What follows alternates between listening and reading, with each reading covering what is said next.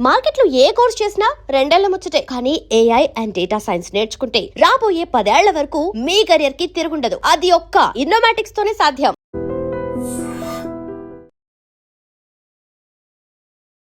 నమస్తే, నేను Kavitha. Welcome to I dream news and నిషాలు. వెస్ట్ బెంగాల్లో తృణమూల్ కాంగ్రెస్ పార్టీకి చెందినటువంటి ఎమ్మెల్యేలు, ఎంపీలు మమతా బెనర్జీ మీద ధిక్కార స్వరం వినిపిస్తున్నారు. తమనే ఒరిజినల్ టీఎంసీగా గుర్తించాలి అంటూ స్పీకర్ దగ్గర కూడా వెళ్ళారు. మరోవైపు సోనియా గాంధీ దగ్గర నుంచి మమతా బెనర్జీకి ఒక మంచి ఆఫర్ వచ్చింది. అది కాంగ్రెస్ పార్టీలో విలీనం చేయండి, మిమ్మల్ని పార్టీ ఉపాధ్యక్షురాల్ని చేస్తానని. ఇప్పుడు మమతా బెనర్జీ ఏం చేయబోతున్నారు? ఒకవైపు పార్టీతో పాటుగా సింబల్ కూడా పోయేటువంటి పరిస్థితి వచ్చినటువంటి నేపథ్యంలో కాంగ్రెస్ పార్టీని ఆశ్రయించక తప్పని పరిస్థితి ఏర్పడిందా? మనతో పాటుగా ఉన్నారు సీనియర్ జర్నలిస్ట్ సురేష్ కొచంద్రి గారు. సార్ నమస్తే. మనం గతంలోనే మాట్లాడుకున్నాము టీఎంసీ నుంచి రితుబ్రత బెనర్జీ ఎలా దూరం అయ్యారు, బయటకు వచ్చేసారు అనేది. ఇప్పుడు అత్యంత కీలకమైనటువంటి వాళ్ళు ఆ మమతా బెనర్జీకి ఫాలోవర్స్గా ఉన్నటువంటి శత్రుఘ్న సిన్హా కావచ్చు, యూసుఫ్ పఠాన్ కావచ్చు, వాళ్ళు కూడా రెబల్స్లా మారారు. ఎందుకలా అందరూ దూరం అయిపోతున్నారు? అది ఎప్పుడు అంటారు చూడండి, సింకింగ్ షిప్లో నుంచి అంటే ఒక మునిగిపోయే నావ నుంచి ముందు ఎలుకలు బయటకు వస్తాయని చెప్పి అదే జరుగుతుంది. ఇప్పుడు మనం ముందు వెస్ట్ బెంగాల్ ఎమ్మెల్యేల గురించి మాట్లాడాం వారం ముందు, రితుప్రత బెనర్జీ అని. ఇప్పుడు ఎవరు వాళ్ళ గురించి మాట్లాడలేదు, ఎందుకంటే ఆ చాప్టర్ అయిపోయింది. వాళ్ళందరూ ఎటువైపు వెళ్ళిపోయారు.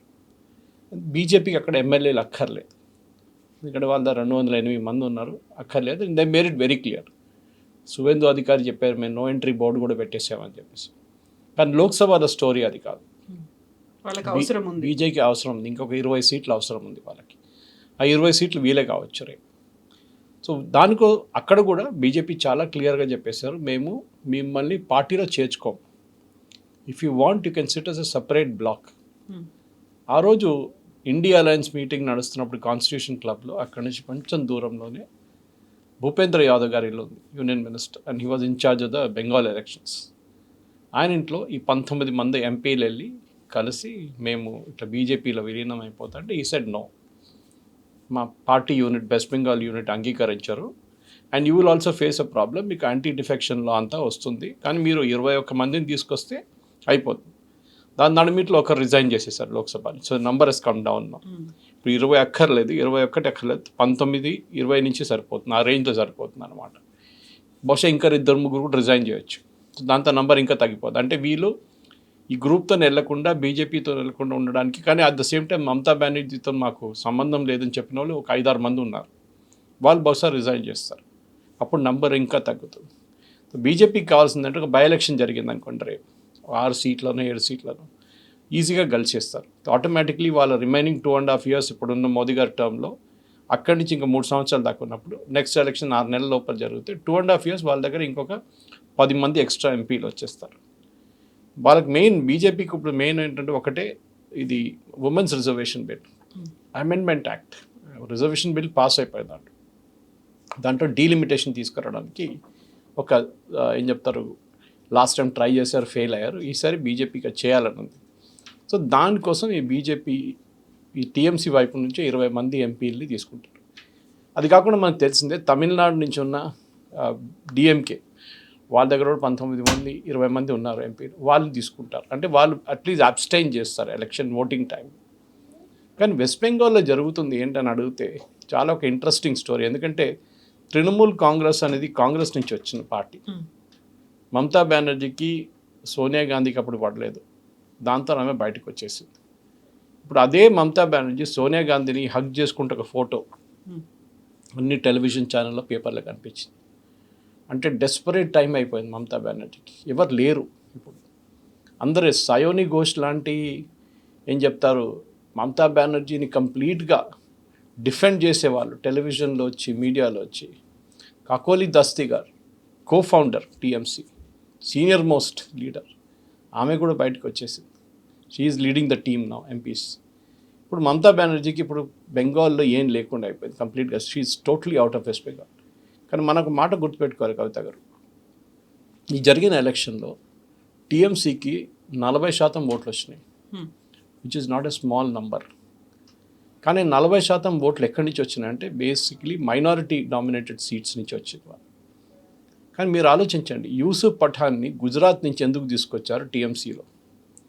బేసిక్లీ నరేంద్ర మోదీ గారి మీద ఒక పాయింట్ ప్రూవ్ చేయడానికి చేశారు. చూడండి, మీ గుజరాత్ నుంచి ఒక ముస్లిం తీసుకొచ్చి వెస్ట్ బెంగాల్లో తీసుకొచ్చి మేము ఆయన ఎంపీ చేసాం.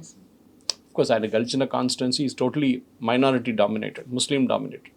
అక్కడ ముస్లిం క్యాండిడేటే గెలుస్తారు ఎట్లయినా. కానీ point was getting Yusuf Pathan. అక్కడ శత్రుఘ్న సిన్హా పొద్దున్న లేవంగానే బీజేపీని తిడతారు.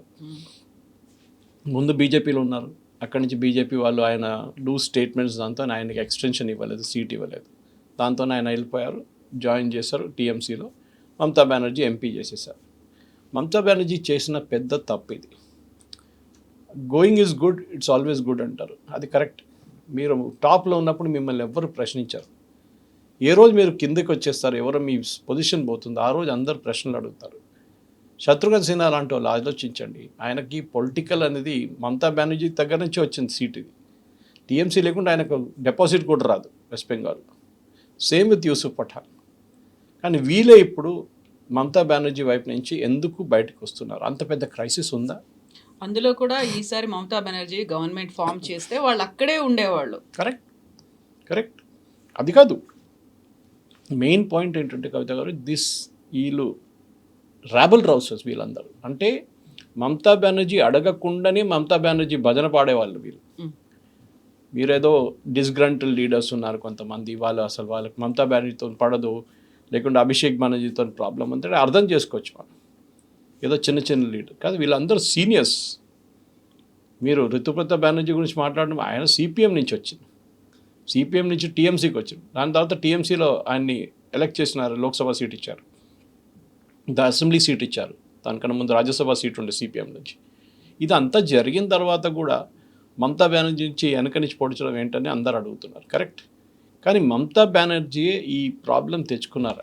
ఎందుకంటే ఆమె టిపికల్ ఫ్యామిలీ హెల్డ్ కన్సర్న్. అది మీరు కాంగ్రెస్లో కూడా చూస్తారు. అది ప్రైవేట్ లిమిటెడ్ కంపెనీ. వీళ్ళందరూ ప్రైవేట్ లిమిటెడ్ కంపెనీలో బాస్ వాళ్ళ కొడుకు, కూతురు, లేకుంటే ఇన్ దిస్ కేస్ నెవ్యూ, వీళ్ళే నడిపిస్తారు పార్టీ. కాంగ్రెస్లో చూడండి, పాపం మల్లికార్జున్ ఖర్గే గారికి ఒక బీఫామ్ ఇష్యూ చేయడానికి కూడా అథారిటీ లేదు. కేసీ వేణుగోపాల్ ఇష్యూ చేస్తారు. ఆయన ఒక ముఖ్యమంత్రిని డిసైడ్ చేయడానికి కర్ణాటకలో ఆయన ఓన్ స్టేట్లో ఆయన చేయలేకపోయారు. అది ప్రియాంక వాద్రా డిసైడ్ చేశారు, రాహుల్ గాంధీ కూడా కాదు. ఈ ఫ్యామిలీ హెల్త్ కన్సర్న్స్లో ఒక్కసారి పవర్ మీ చేతి నుంచి పోతే, టామ్ వడక్కన్ లాంటి లాయలిస్ట్, గాంధీ లాయలిస్ట్, ఇది ఇందిరాగాంధీ హయాం నుంచి ఇందిరాగాంధీ ఆఫీస్ బయట కూర్చున్న మనుషులు వీళ్ళు. Ahmed Patel, Tom Vadakkan, PA George, వీళ్ళందరూ. జార్జ్ ఇప్పుడు ఎక్కడ పోయిండో తెలియదు, ఉన్నాడు తెలియదు. Tom Vadakkan is in BJP, Ahmed Patel garu చనిపోయారు. So loyalty is purely based on family. మీకు ఫ్యామిలీతో కనెక్షన్. మీరు గుర్తుంటుంది, మమతా బెనర్జీ ర్యాలీ తీస్తున్నప్పుడు వీళ్ళందరూ ఉంటారు తోడు, మమతా బెనర్జీ తోడు, సాయోని ఘోష్, దస్తీ గారు, వీళ్ళందరూ ఒక ఆర్మీ లాగా. మమతా బెనర్జీ చుట్టుపక్కల అంతా మహిళలు ఉంటారు, మీరు చూసుంటారు ర్యాలీలో. అంటే ఆమె స్ట్రీట్లో నడుచుకుంటూ వెళ్తున్నప్పుడు ఇది ఒక స్ట్రాటజీ ఉండేది. కానీ ఇప్పుడు చూడండి, ఎవ్వరు లేరు. ఇప్పుడు నాకు కూడా యాక్చువల్లీ బాధ అనిపిస్తుంది, పాపం ఆమె ఎందుకు ఈ స్టేట్కి ఎందుకు వచ్చేస్తుందని ఆలోచించండి. ఇదే రాహుల్ గాంధీ, ఆమె పక్కన కూర్చున్న రాహుల్ గాంధీ, ఒక సీట్ పక్కన కూర్చున్న రాహుల్ గాంధీ వెస్ట్ బెంగాల్లో వెళ్ళి ఇది గుండాల పార్టీ అని చెప్పారు టీఎంసీ గురించి. Thugs, they are a party of thugs అని చెప్పారు. ఇప్పుడు అదే మమతా బెనర్జీ పాపం రాహుల్ గాంధీ పక్కన కూర్చొని ఆ మాట విన్న Mamata Banerjee, she has to literally swallow it. కొంతమంది ఇవాళ కొన్ని పబ్లికేషన్స్ అడిగారు ఈ ప్రశ్న, ఈ పార్టీ మర్జ్ కాబోతుందని. కాదు, ఎందుకంటే తృణమూల్కి తెలుసు వాళ్ళ దగ్గర ఉన్న ఓట్ షేర్ కాంగ్రెస్ కన్నా చాలా చాలా ఎక్కువ. కాంగ్రెస్కి 2, 3, 4% ఓట్ షేర్ ఉంటే వీళ్ళకి ఇప్పుడు కూడా 40% ఉంది. అది ఇప్పుడు తగ్గి అందరు వెళ్ళిపోయారు కదా అని చెప్పేసి ఓకే మీరు డిస్కౌంట్ చేయొచ్చు, 20% ఉన్న టీఎంసీ 2% ఉన్న కాంగ్రెస్తో ఎందుకు మర్చి చేస్తారు? చేయరు. కాకపోతే అది రాష్ట్రం, ఇక్కడ ఇది దేశవ్యాప్తంగా ఉపాధ్యక్షురాల్ని చేస్తాను అనేటువంటి ఒక హామీ ఇచ్చారు అనే మాట. పదవి ఉంటుంది, ఏఐసిసి హెడ్ క్వార్టర్స్లో కూర్చోవచ్చు అంతే. దాని మినహా ఏంగి చేయలేరు. ఆమె ground, Mamata Banerjee ground is west Bengal. ఆమె అక్కడి నుంచి ఆమె ఆపరేషన్, ఆమెకి బీహార్ కానీ యూపీ కానీ మిగతా ఎక్కడ ఆమెకి హోల్డ్ లేదు. ఆమె వెళ్ళి మీటింగ్ చేస్తే కూడా ఎవరు అర్థం కాదు ఆమె హిందీ ఏం మాట్లాడుతున్నారు, బెంగాలీ యాక్సెంట్ ఉంది ఆమెకి. She cannot be successful. ఆమె ముందు చెప్పింది కదా, ఎలక్షన్ ఓడిపోయినప్పుడు చెప్పింది, నేను దేశం అంతా తిరుగుతాను ఇండియా అలయన్స్ కోసం అని. కానీ ఎవరైనా అడిగారు అప్పుడు? ఎవరు అడగట్లేదు. Next big election is in UP. Okay, 400+ seats ఉన్నాయి, 30 సీట్లు. అక్కడ జరగబోయే అసెంబ్లీ ఎలక్షన్లో మమతా బెనర్జీకి ఏం రోల్ లేదు అక్కడ. ఇన్ఫ్యాక్ట్ రాహుల్ గాంధీ కూడా మినిమల్ రోల్. అక్కడ రోల్ ఉన్నది మెయిన్లీ యోగి ఆదిత్యనాథ్ అండ్ అఖిలేష్ యాదవ్. ఈ పరిస్థితుల్లో మమతా బెనర్జీకి పాపం అక్కడ వెస్ట్ బెంగాల్లో ఆమెకి ఇప్పుడు ఏం లేకుండా పోయింది కంప్లీట్గా. అది కూడా కాదు, మెయిన్గా చూడండి, ఇప్పుడు Durgapur second phase steel plant, first phase అయితే చాలా నెహ్రూ గారి టైం నుంచి సెటప్ చేసుకొచ్చిన ప్లాంట్, అది ఇందిరాగాంధీ టైం దాకా వచ్చి దాన్ని ఫుల్ ఫ్లెజ్ చేశారు. దాని సెకండ్ ఫేజ్ ఇప్పుడు దాకా లాస్ట్ 50-60 సంవత్సరాల నుంచి సెకండ్ ఫేజ్ ప్లానే చేయలేదు Durgapur. And it's very close to raw material, చాలా ఈజీగా చేసుకోవచ్చు, ఐరన్ ఓర్ బెల్ట్ దగ్గర ఉంది. చేయలేదు. మనం మిగతా చోట్ల అన్ని ప్లాంట్లు పెట్టుకున్నాం కానీ nothing was done about Durgapur. ఎందుకంటే అక్కడ యూనియన్ ప్రాబ్లము, మమతా బెనర్జీ వచ్చిన తర్వాత ల్యాండ్ ఇష్యూ, ఇదంతా జరిగినప్పుడు ఎవరు పెట్టుబడి పెట్టలేదు. ఇప్పుడు సడన్గా 35,000 కోట్ల పెట్టుబడి అనౌన్స్ చేశారు యూనియన్ గవర్నమెంట్. దాని తర్వాత ఈవెన్ టుడే నిన్న పోర్ట్ఫోలియోస్ అనౌన్స్ చేశారు, మీరు చూసుంటారు. దాంట్లో ఇండస్ట్రీ మినిస్టర్గా పోర్ట్ఫోలియో తీసుకుని ఆయన అన్నారు, నేను రతన్ టాటా ఉంటే ఆయన ముందెళ్ళి నేను దండం పెట్టి రిక్వెస్ట్ చేస్తుండే, please come to west Bengal. కానీ ఆయన పాప ఇప్పుడు లేరు. సో ఇలాంటి కూడా చంద్రశేఖర్ ఆర్ సంబడి ఎల్స్ ఆ సిచ్యువేషన్కి వచ్చేసారు west Bengal. Somehow they want to get investments back. ఎందుకంటే వాళ్ళకి ఇప్పుడు లాస్ట్ ఒక 47 సంవత్సరాలు నష్టపోయిందంతా ఈ 5 సంవత్సరాల్లో వాళ్ళు తీసుకురావాల్సి వస్తుంది to prove that BJP can do it అనేది. ఆ టైంలో ఈ స్టెబిలిటీ కావాలి. లక్కీలీ బీజేపీకి అక్కడ 208 మంది ఎమ్మెల్యేలు ఉన్నారు, వాళ్ళ స్టెబిలిటీ ఇష్యూ లేదు. మీరు చెప్పినట్లు అట్ ద నేషనల్ లెవెల్ ఎస్ అందరూ మాట్లాడుతున్నారు మహారాష్ట్ర మోడల్ అని మాట్లాడుతున్నారు. ఏక్నాథ్ షిండే అవుతున్నారు. And even NCP also. NCP కూడా అదే గేమ్ ఆడారు బీజేపీ. ఎందుకంటే ఒక టైంలో మీకు గుర్తుంటుంది, ఎన్సీపీ వెనక నుంచి పొడిచారు బీజేపీని. ఒకరోజు ముఖ్యమంత్రి దేవేంద్ర ఫడ్నవీస్ రాత్రి 3 గంటలకు, అందుకు పొద్దున 3 గంటలకు మేల్కున్న అందరూ నిద్రపోతున్నప్పుడు ముఖ్యమంత్రిగా ప్రమాణ స్వీకారం చేశారు అజిత్ పవార్తో. Next Ajit Pawar support withdraw చేశారు, గవర్నమెంట్ పడిపోయింది. అది ఎప్పుడు బీజేపీ మర్చిపోలేదు. వాళ్ళు గుర్తుపెట్టుకున్నారు, మాతో ఏం చేశారు మీరు అని చెప్పేసి. కావాలని చెప్పి ఆయనతోనే పార్టీ స్ప్లిట్ చేయించారు. ఆలోచించండి, ఏది అజిత్ పవార్ బయట నుంచి వచ్చి సపోర్ట్ చేయడానికి చెప్పి ముఖ్యమంత్రిగా ప్రమాణం చేసిన మన ఫడ్నవీస్ గారు ప్రమాణ స్వీకారం చేశారు. Ajit Pawar deputy CM. Next day government పడిపోయింది. అది బీజేపీ గుర్తుపెట్టుకున్నారు, మిమ్మల్ని ఒకరోజు we will break your party. అది చేశారు. అజిత్ పవార్ని తీసుకొచ్చారు, అజిత్ పవార్ని మంచి పదవి ఎంత ఇచ్చారు. దాని తర్వాత ఆయన ఒక ఎయిర్ క్రాష్లో పోయారు. ఇప్పుడు ఆమె వాళ్ళ సత్యం ఉంది, కానీ ఆమె she is not a powerful political person. Party is finished, literally finished. Sharad Pawar గారు లేరు, ఆయన ఎప్పుడు పోతారో తెలియదు. ఆయన పోతే కూడా Supriya Sule is least interested in Maharashtra politics. ఎవరు లేరు ఇప్పుడు. సేమ్ థింగ్ షిండేతో ఆడారు గేమ్ బీజేపీ. ఎప్పుడు తెలుసు వీళ్ళకి, మహారాష్ట్రలో బాలాసాహెబ్ ఠాక్రే ఉన్నదాకా శివసేనని మనం ముట్టలేమని బీజేపీకి చాలా క్లియర్గా తెలుసు. ఆ టైంలో గోపీనాథ్ ముండే గారు, ప్రమోద్ మహాజన్ గారు, వీళ్ళందరూ చాలా పెద్ద బీజేపీ లీడర్స్ ఉండే, కానీ వాళ్ళు కూడా ఏం చేయలేకపోయారు. In fact Pramod Mahajan was number 3 in BJP. Vajpayee, Advani and then Pramod Mahajan. ఆయన కూడా ఏం చేయలేకపోయారు. కానీ మూమెంట్ బాలాసాహెబ్ ఠాక్రే గారు ఆ సీన్ నుంచి మాయమైపోయిన తర్వాత బీజేపీ కొట్టారు. వాళ్ళకి తెలుసు వీక్నెస్ అజిత్ పవార్ టైప్లో ఒక్కొక్క వీక్నెస్ ఇక్కడ షిండే గారు ఉన్నారు. సో దానికన్నా ముందే జరిగింది, అజిత్ పవార్ కన్నా ముందు జరిగింది షిండే.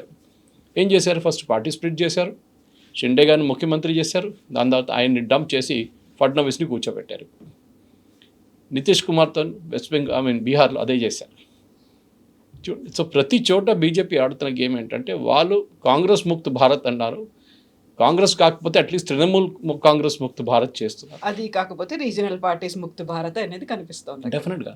ఇప్పుడు మీరు చూడండి, నిన్నటి నుంచి బ్యాక్ ఛానల్ టాక్స్ మొదలైంది డిఎంకేతో. డిఎంకే అంటున్నారు, ఎస్ మాకు ఇప్పుడు మెయిన్ కామన్ ఎనిమీ మీ ఎనిమీ, మా ఎనిమీ కాంగ్రెస్. ఓకే, మమ్మల్ని ఎన్కరేజ్ పొడిచారు. We want to finish up Congress in Tamil Nadu.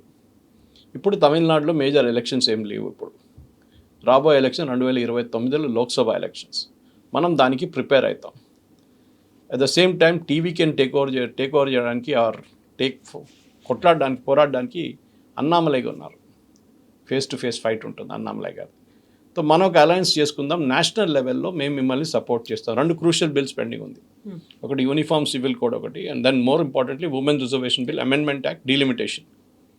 So ఇది ఇప్పుడు రాబోయే సెషన్లో పాస్ చేస్తే డిఎంకే ఐదర్ సపోర్ట్ చేస్తారు బిల్ని, లేకుంటే వాళ్ళు లోక్సభ నుంచి వాకౌట్ చేస్తారు abstention. So that number comes down అనమాట అప్రూవల్ కోసం, 2/3 మెజారిటీ కోసం. ఇది strategy BJP. So Tamil Nadu, Maharashtra, Bihar and of course మనం ఇప్పుడు వెస్ట్ బెంగాల్ చూస్తాం. ఏ స్టేట్లో అయినా బీజేపీ ఆడిన గేమ్ ఇదే ఆడుతున్నారు. అండ్ మమతా బెనర్జీ చేసిన అన్నిటికంటే పెద్ద తప్పే అంటే ఆమె కెరియర్ పొలిటీషియన్స్ని పార్టీలో తీసుకురాలేదు. ఎక్కువ ఉన్నారు, కొంతమంది ఉన్నారు, కానీ మోస్ట్ ఆఫ్ దమ్ ఆమె film star, Sagarika Ghosh journalist, Sayoni actress, Yusuf Pathan cricketer, Shatrughan Sinha actor, ఇట్లాంటి వాళ్ళు పార్టీలు తీసుకొచ్చారు. Derek O'Brien quiz master, and Menaka Guruswamy తన అడ్వకేట్. సో వీళ్ళకి ఏంటంటే షీ డజంట్, కెరియర్ పొలిటీషియన్స్కి పార్ట్ టైం పొలిటీషియన్స్కి చాలా పెద్ద డిఫరెన్స్ ఉంటుంది. నరేంద్ర మోదీ గారు, రాహుల్ గాంధీ డిఫరెన్స్ అది. నరేంద్ర మోదీ గారు 24/7 పాలిటిక్స్ ఆలోచిస్తారు. అఫ్కోర్స్ అడ్మినిస్ట్రేషన్ ఉంది ఆయన దగ్గర. Are you can take Amit Shah, 24/7 ఆయన పాలిటిక్స్లోనే ఉంటారు. రాహుల్ గాంధీ అది కాదు, ఆయన అప్పుడప్పుడు కొలంబియా వెళ్ళిపోతారు, మలేషియా వెళ్ళిపోతారు, దుబాయ్కి వెళ్తారు, అక్కడ వెళ్తారు, ఇక్కడ వెళ్తారు. That is not workable. ఇదే జరిగింది. శత్రుఘ్న సిన్హా ఎన్ని డిబేట్స్లో పార్టిసిపేట్ చేశారని చెప్పండి, ఆయన అటెండెన్స్ చూడండి లోక్సభ లేదు. Yusuf Pathan same problem. So BJP ఏమన్నారంటే చాలా క్లియర్గా, నేను స్టార్టింగ్లో అదే చెప్పాను, బీజేపీ అన్నారు మా వైపు మీరు రాకండి, ఎందుకంటే ఆల్రెడీ బెంగాల్లో కొన్ని పోస్టర్స్ అన్ని బయటకు వచ్చింది, వీళ్ళని తీసుకోకూడదు, BJP will become another TMC అని చెప్పేసి.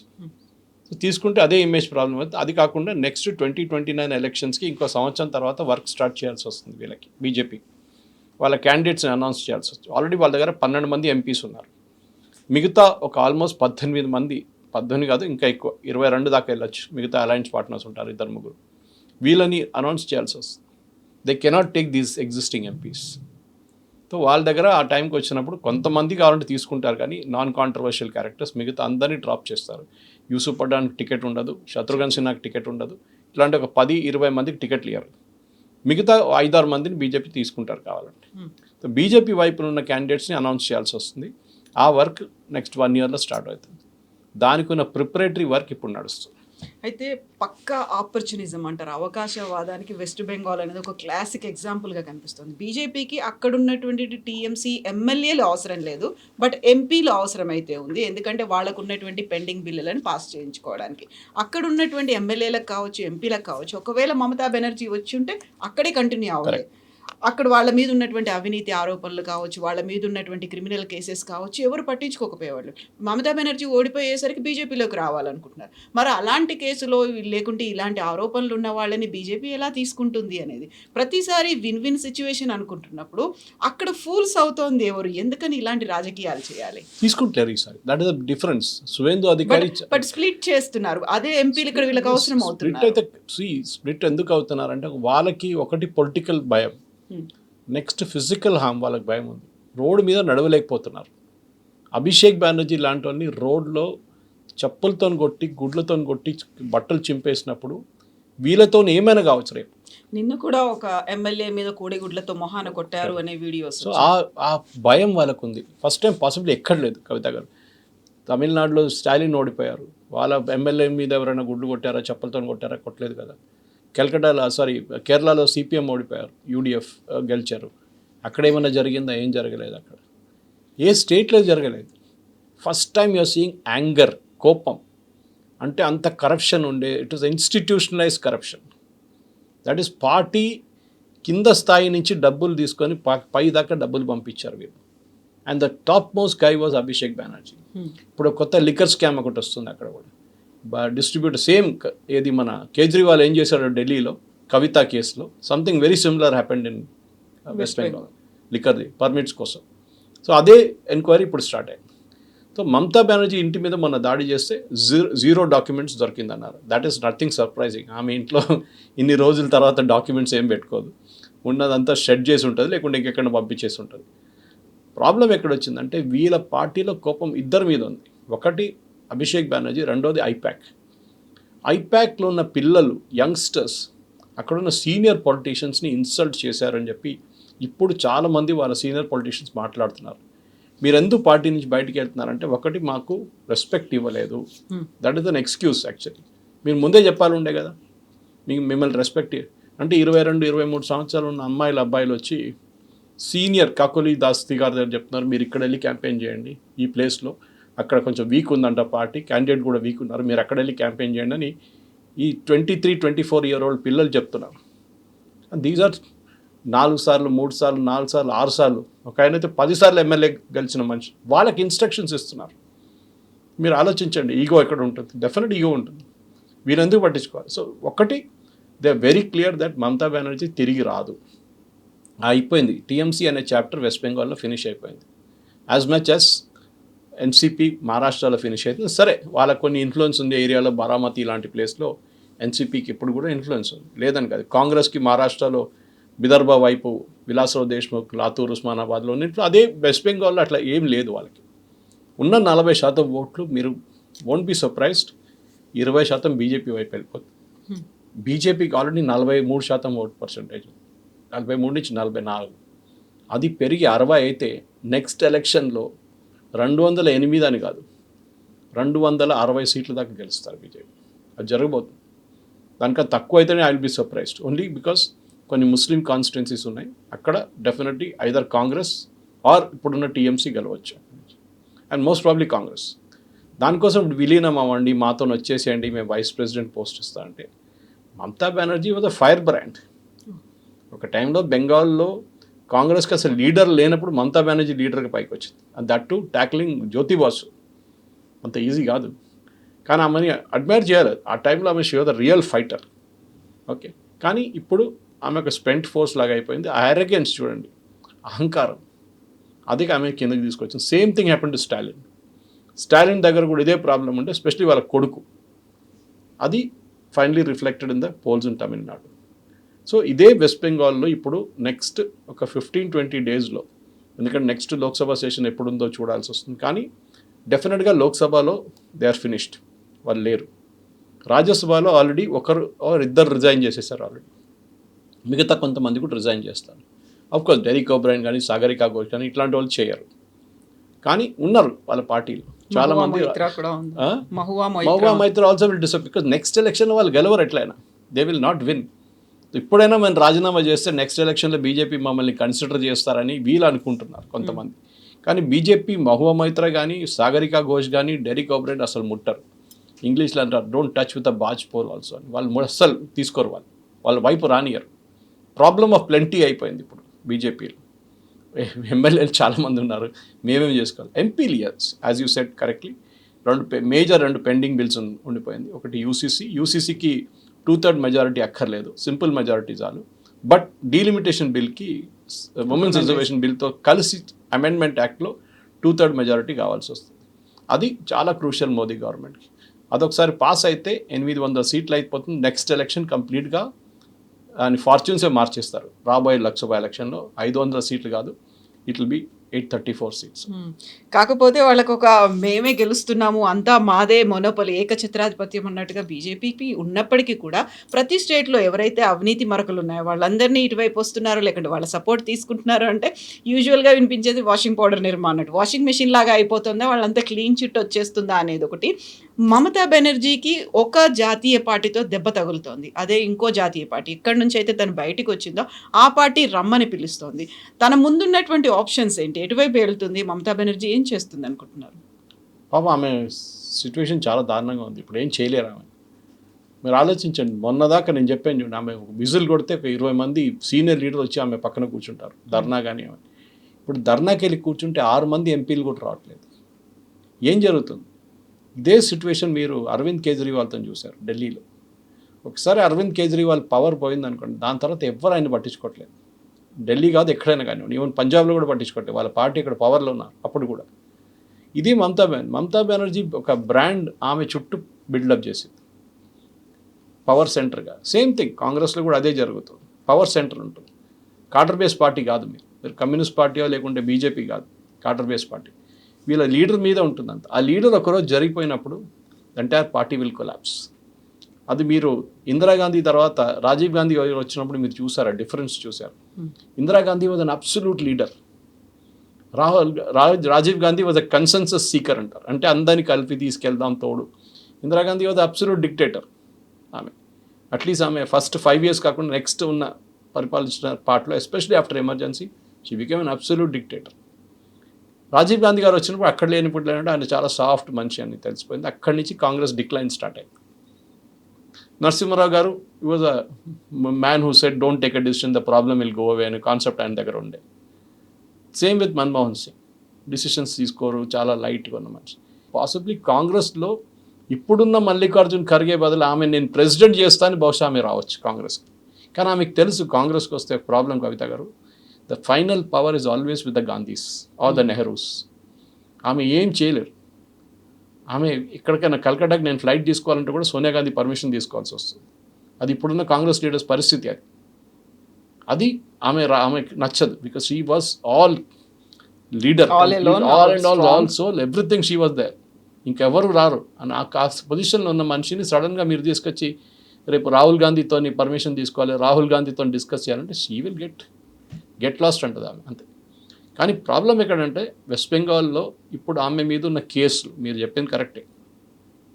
ఆమెని అభిషేక్ బెనర్జీ, ఆమెకన్నా ఎక్కువ కేసెస్ అభిషేక్ బెనర్జీ మీద ఉంది.